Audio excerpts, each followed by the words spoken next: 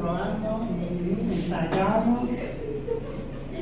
Bueno, bienvenidos chicos a Johnny Yes, a episodio más del mejor reality show de los llanos occidentales.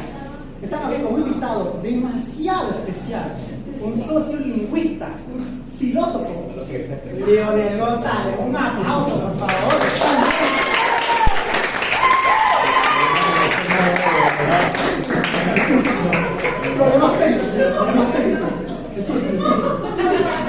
Bueno, invitamos aquí a nuestro señor Leonel González. Leonel, saludos al público. Saludos a todo el público. Para mí, la verdad, es todo un honor estar en este programa. Este es definitivamente el mejor programa que existe en TV y el hecho de estar acá es como un sueño hecho realidad.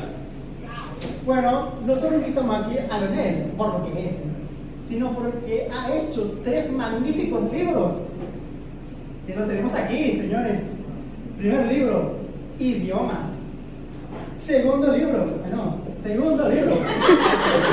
ciencias. Y tercer libro, estamos. Se preguntarán, un título demasiado general, que tiene un porqué, señores, tiene un porqué, pero ya todo lo veremos a medida que avance. Un poquito de paciencia, ¿sí? Bueno, Leonel, un poquito hablemos de ti. ¿Cómo has hecho para llegar a lo que eres hoy y para crear 3 magníficos libros? Muy bien. Primero que nada, respecto a cómo puedo llegar a todo esto, definitivamente y sin ningún rastro de dudas, tengo que agradecerle a mi alma mater, a mi universidad. Por supuesto, la UNEYES, donde me eduqué y que si no fuera por esta universidad no sería ni la mitad ni la cuarta parte de lo que soy actualmente. Efectivamente, la Guillén es de la mejor universidad de los llanos occidentales, señores, que es verdad, es una verdad absoluta.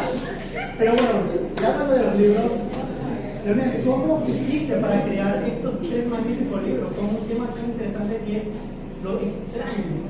¿Cómo hiciste para interesarte por esto? Muy bien. Como ya acabas de mencionar, mi serie de 3 libros están basadas en las cosas extrañas del mundo, en las rarezas.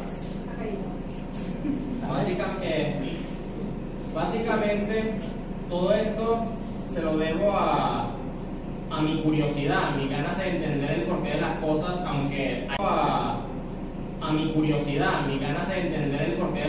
aunque haya cosas que parezcan ser inexplicables. Para todo tiene que haber un porqué. Y esto es lo que la filosofía me ha hecho pensar en el porqué de las cosas. Por eso me he estado preocupando con todo lo relacionado a las cosas extrañas y demás. He hecho investigaciones por todo el mundo. Empecé aquí mismo en Acarigua y Araure. Después fui a otros municipios portugueses. Salí del país, estuve en Ohio, en Oregón, entre otros lugares, investigando. Muy bien. Pero bueno, empecemos con los libros y indaguemos ya en los libros, que es lo que venimos aquí a saber de las cosas extrañas. Realmente, el título general es de los idiomas más extraños, señores. Pero obviamente, aquí tenemos en los idiomas una lista de los, bueno, un top, mejor dicho, de los 30 idiomas más extraños del mundo. Leonel, ¿qué nos puedes decir del top 1? Muy bien, respecto al top 1, sobre los 30 idiomas más extraños del mundo, sin contar lenguas artificiales. Muy bien, estuve mucho tiempo pensando con la idea en mi cabeza de tantos idiomas, más de 6.000 idiomas, ¿cuál es el más extraño del mundo? Sin embargo, tras mucha investigación llegué a la conclusión de que el idioma más extraño del mundo, hablado de manera natural y no creado de forma artificial, es el idioma pirajá. ¿Qué es el idioma pirajá? Un idioma que es hablado por una aldea indígena de las Amazonas brasileñas, del mismo nombre, el pueblo pirajá. Es un pueblo bastante pequeño, tiene menos de 300 habitantes, pero todos ellos hablan su idioma autóctono. ¿Por qué digo que es un idioma extraño? Bueno, estamos hablando de una de las sociedades más aisladas que se encuentran en este mundo, y por consecuencia su idioma dista mucho de cómo son los idiomas del resto de sociedades. Por ejemplo, en este idioma no existen los números, porque en ese pueblo no se tiene conocimiento de las matemáticas. Bueno, Tampoco existen palabras propiamente dichas para los colores. En este idioma, para hablar de los colores, se utilizan descripciones. Por ejemplo, en el Pirajá, para hablar sobre el color rojo, se lo menciona como el que es parecido a la sangre. E impuso su propio gobierno allí y lo llamó Sina. Le creó su bandera, su moneda, su familia real, etc. una pregunta, Daniel. ¿No es aprobado por la ONU? Por supuesto que no. El ESB es aprobado por la ONU, pero esa micronación no. Pero sí, que no más contexto. Bueno, la verdad lo que más puedo decir es que es curioso el cómo lo legal puede hacer la diferencia en muchas cosas. Porque todo esto no es más que un aspecto netamente legal, porque esta clase de territorios que son muy pequeños no son reclamados por ningún país y por tanto cualquier persona que vaya ahí se convierte, por así decirlo, en el primero en ejercer un gobierno y una nación en el territorio en cuestión. Pero ¿qué sucede? Debido a la singularidad de estos casos, no son tomados en serio por los gobiernos oficiales ni la Organización de las Naciones Unidas. Sin embargo, pone a reflexionar distintos conceptos como las limitaciones territoriales o el concepto legal de la nacionalidad. Bueno, pasando al otro tema del otro libro, que es mi favorito, señores, la ciencia, que yo soy bastante fanático de este tema, pero es que este libro no habla sobre, ¿sabes? Como cuando yo digo de ciencia, gente que va a hablar de las leyes, de la física, de la relatividad, del espacio. Pues no, este libro habla sobre los debates que ocurren entre estos. Y un debate bastante interesante es el que ocurrió por el planeta Plutón. No sé si saben ustedes, mis amigos, que Plutón dejó de ser un planeta ya hace unos años. Entonces, es interesante. Entonces, bien, cuéntanos esto. ¿Cómo fue que pasó esto? ¿Cómo fue que Plutón se proclamó como planeta y ya ahora no lo es? Bueno, realmente la historia completa y bien explicada es bastante larga, pero resumiendo, este planeta, o mejor dicho, planeta enano, fue descubierto por astrónomos estadounidenses en California. Y debido al concepto que en ese entonces tenía la comunidad científica sobre los planetas, fue considerado como tal. Y al ser el primer planeta en ser descubierto en el territorio de los Estados Unidos, fue considerado un orgullo nacional para las personas de ese país. Pero ¿qué sucede? Años y años de investigación empezaron a como el que es parecido a la sangre, debido a que se hace una comparación con algo que es rojo. También la pronunciación es muy extraña porque muchas veces se comunican silbando o incluso cantando para momentos específicos. Por esto y mucho más es que lo coloqué en el primer puesto. Bastante extraño, ¿no creen?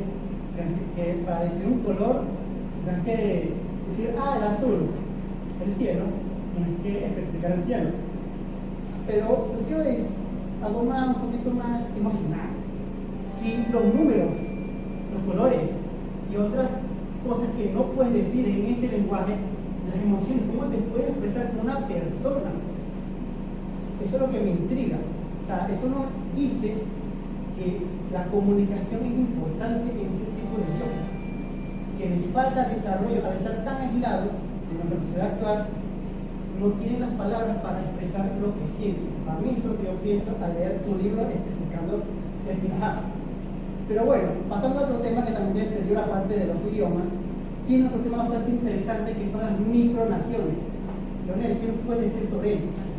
Muy bien, para los que no lo sepan en el público, una micronación es uno de los conceptos más extraños y cómicos en el ámbito de la geografía mundial, debido a que se refiere a presuntas naciones no reconocidas como tal a nivel internacional, pero que fueron creadas por gente común en zonas bastante pequeñas, pero que no son reclamados por ningún territorio, ejerciendo así una soberanía no oficial en él.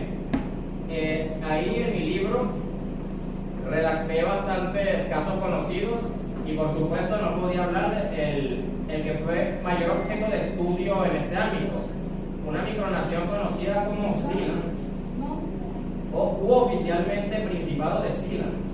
¿Qué es? Sealand, como mencioné, es una micronación y por supuesto no es reconocido por ningún país en el mundo. Tiene una historia bastante curiosa, porque durante la Segunda Guerra Mundial el Reino Unido construyó bases marítimas y plataformas en aguas internacionales. Y una de ellas se llamaba Rock Towers, y allí, al igual que todas las demás, quedaron abandonadas. Pero en los años 70, un ciudadano británico accedió a ese lugar e impuso su propio. Empezaron a dar a entender que el considerar a Plutón como planeta generaba conflicto con el concepto que se tenía de planetas, en especial porque cerca de él orbitaban planetas enanos muy similares, y en esa época el concepto de planeta enano no existía como tal, y por ende, si decíamos que Plutón era un planeta, todo lo que lo rodeaba también lo es, y eso crearía miles de planetas en nuestro sistema solar, lo cual no es versátil. Por tanto, después de mucha discusión, la comunidad científica creó una categoría de planeta enano y así se quedó. Sin embargo, como mencioné, fue el primer planeta, o actualmente planeta enano, en ser descubierto en los Estados Unidos, y debido a que dejó de ser considerado planeta oficial, este país se quedó sin ningún planeta descubierto, y eso enfadó a mucha gente estadounidense, lo cual generó un conflicto, lo cual es muy curioso el cómo el patriotismo puede influir en estas cuestiones científicas. Exacto, mi pana. Y una cosa que me gustaría decir que mencionas en tu libro, que no mencionaste en este momento, es que Plutón fue nombrado el nombre con una niña de 5 años en Estados Unidos. Lo llamó Pluto. Por eso es que el perro de Disney se llama Pluto. Ahora, imagínate que de repente te quiten ese planeta que de tu reconocimiento, un poquito frustrante para ellos. Pero, en una conclusión que dejas en tu libro, es que no importa si es un planeta o no, lo que importa es que eres importante. Eso me gusta mucho de mí. Otro tema que también tocas aquí, otro debate bastante interesante, es el del ornitorrinco, que la verdad dejó mucho en shock a los científicos de aquella época. Eso es verdad, es muy gracioso este asunto, porque el ornitorrinco es un animal como cualquier otro. Sin embargo, debido a sus características físicas que se asemejan a los de muchos animales diferentes, la comunidad científica, al verlo por primera vez, se quedó como que, ¿qué es esto? Muchos ni siquiera creyeron que era un animal real, y esto generó muchos debates.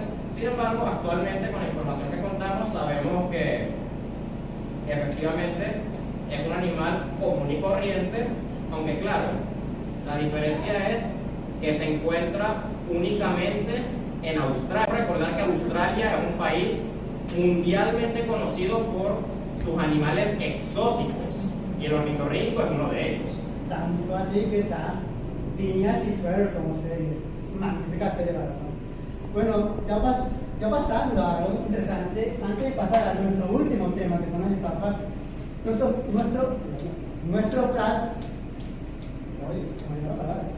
nuestros patrocinadores, señores, que no sé si ven que aquí está lo de McDonald's, que está aquí a 5 cuadras, señores, y pueden ir ya efectivamente. Hay una promoción, yo que te lo doy de $2, creo, por 2 hamburguesas, no sé si es verdad, ojalá sea verdad, pero bueno, patrocinan. También quisiera patrocinar mi cereal llamado Cereal León.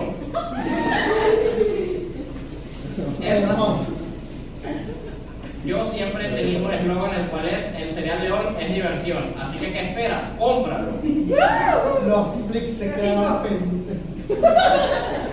Los flips. Bueno, pasando al último tema, señores, que es una estafa. Que en sí, los tres libros que tenemos es un poquito más comediante, ya que habla de las estafas más extrañas, más específicamente las estafas como que más tontas, un poquito en ese aspecto. Así que lo que cuentan la estafa más rara, más tonta, más graciosa que tengan. Bueno, precisamente el caso de estafa más extraño e irónico, o más bien cómico, de toda la historia es el que menciono al final de este libro. Se trata de la historia del hombre que vendió la Torre Eiffel. Tú te preguntarás, ¿pero cómo es eso posible? ¿Vender la Torre Eiffel? ¿Qué clase de cosa inverosímil me estás contando? Pues sí, esto es un hecho documentado. Verán, posterior a la Primera Guerra Mundial, como ya sabrán, los países europeos involucrados terminaron en tremendas crisis, y eso incluyó a Francia. Debido a la crisis producto de la guerra, la Torre Eiffel tuvo problemas para el mantenimiento, o mejor dicho, el gobierno tenía problemas para mantener la Torre Eiffel. ¿Qué sucede aquí? Muchas veces se llegaba a describir a la Torre Eiffel figurativamente como chatarra, por el contexto de la época. Sin embargo, un estafador francés se aprovechó de esto para reunir a cinco comerciantes de chatarra de París, además de pedirle ayuda a un amigo suyo para que le creara documentos falsos que le hicieran parecer miembro del gobierno francés. ¿Qué sucede? Reunió a estos inversores de chatarra y les hizo creer que la Torre Eiffel estaba en venta debido a que el gobierno ya no podía administrarla bien. Pero ¿qué sucede? El estafador, por supuesto, estaba al pendiente de quién era al que podía engañar más fácilmente, quién sería su presa, y lo consiguió. Una persona pagó una cantidad de dinero por la Torre Eiffel pensando que la estaba comprando en verdad. Fue tan vergonzoso el caso para la víctima que jamás reveló la cantidad de dinero que tuvo que pagar.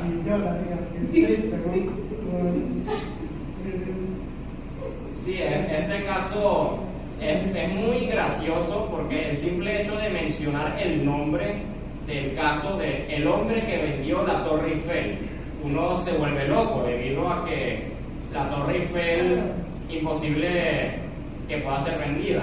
Pero debemos recordar que era un contexto histórico totalmente diferente. Y la mejor parte de este caso es que el estafador no se quedó quieto y volvió a hacer la misma gracia, con la única diferencia de que la casi víctima denunció a la policía el caso.